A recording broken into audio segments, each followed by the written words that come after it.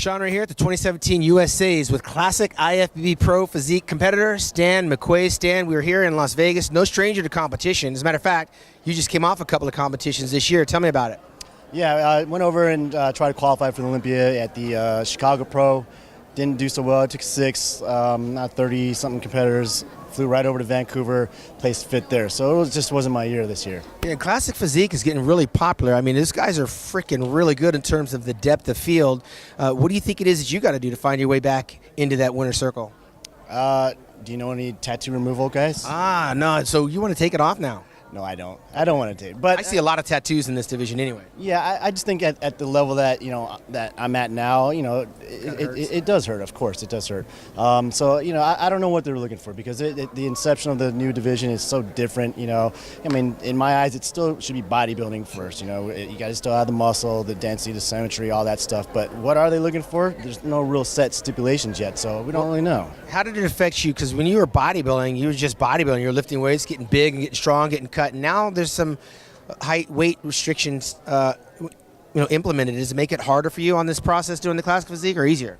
For my body type, making a weight has always been better for me. Ever since high school, wrestling and just doing those type of things. I'm not naturally a big guy, so I do better making weight. But I think with the stipulations, now of the guys having a small waist ratio and stuff like that, I think that plays a huge role. And part of the problems that I had in the past was being a 212 competitor, trying to be as big as I can, having to drop some size and get my waistline back down. So that's been a bit of a challenge. But what happened with me? Why I didn't win, I don't know. It's in the judge's eyes. Well, I mean, we're always trying to figure out ways to the victory circle, which we don't control. But how is it for you? Do you enjoy the idea of classic physique? Because it certainly looks like they're putting the genie back in the bottle. We're seeing guys with great lines, great symmetry. The depth of field seems to be a little bit better by comparison to the actual open bodybuilding lineups. I'd have to agree with that. I mean, if you're a fan of bodybuilding and not just size, this is the division. You got the conditioning, the symmetry, aesthetics of it. I think it's a great division. It is definitely harder in the sense of, it's not just about size, and you know about that, and it's about the quality. So, you're going to see this division getting better and better. Are we going to see with this division, like we've seen with the open men's bodybuilding, with the women's bodybuilding that's now defunct and gone, are we going to see a guy take this title like Danny Hester, 46, 47, 48 years old, hold on to a title like this? Or is this going to be one that's going to be changing hands pretty much from year to year because there is so many guys worthy of that title?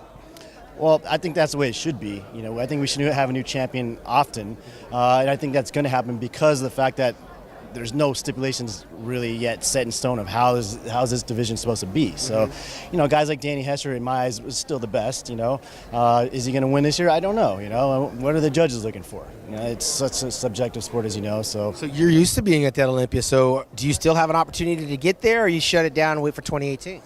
Well, I did have an opportunity at the Tampa Pro, which was going to be next week, but I decided to just turn it off. And I trained and I dieted all year, and it affected family life. I have 3 kids now, so instead of booking my ticket to Tampa, we booked a trip to Mexico, and that's where we're heading. Absolutely, the wrong direction. You should have been in Hawaii in November, but nonetheless, did you open a gym? I heard.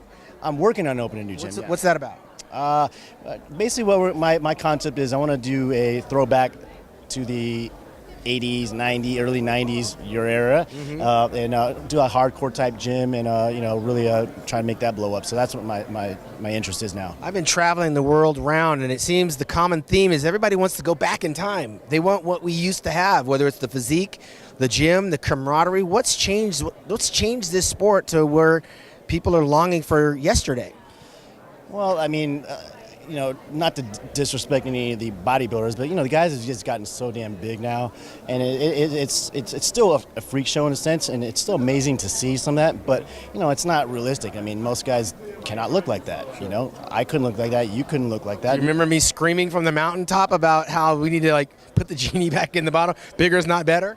Absolutely, absolutely. So I think with the sport kind of was transitioning to more of like a freak show. Now these new divisions coming about, and people are getting more interested in bodybuilding, and it's being, you can see guys like me and go, they can accomplish that. So anyways, the point is, opening these gyms like that, corporate gyms have taken over all over, the big cities, and they're just not really fun gyms to train at anymore, and we're missing that right now. So the fans bring them up to speed. You trained some celebrities. I remember, weren't you linked to Dr. Dre back in the day and some other people? Yeah, I was with Dr. Dre for a couple years, worked with Vin Diesel, Gerard Butler, George St. Pierre, so that was kind of my niche for a while. I was doing celebrity training, yeah. Mm-hmm. And how is that different from training someone that wants to compete in the competition or someone that wants to try to be Mr. Olympia? How do you approach those personalities? Well, let me just tell you that dealing with celebrities and dealing with competitors are probably the two toughest type of egos clients to deal with. I love working with competitors, of course, because this is what I still love to do. But I like working with normal, everyday people. Those are the best. Yeah. Well, absolutely, especially when they admire a physique as accomplished as yours. We're going to look for Stan in 2018 to hit the stage once again, and hopefully we'll see him back here in Las Vegas on that Olympia stage in the classic physique division. But for Stan right now, I'm here in Las Vegas. We got the finals coming up here tonight and a lot more interviews and paparazzi photographs at musculardevelopment.com. I'm Shawn Ray for Stan Mcquay.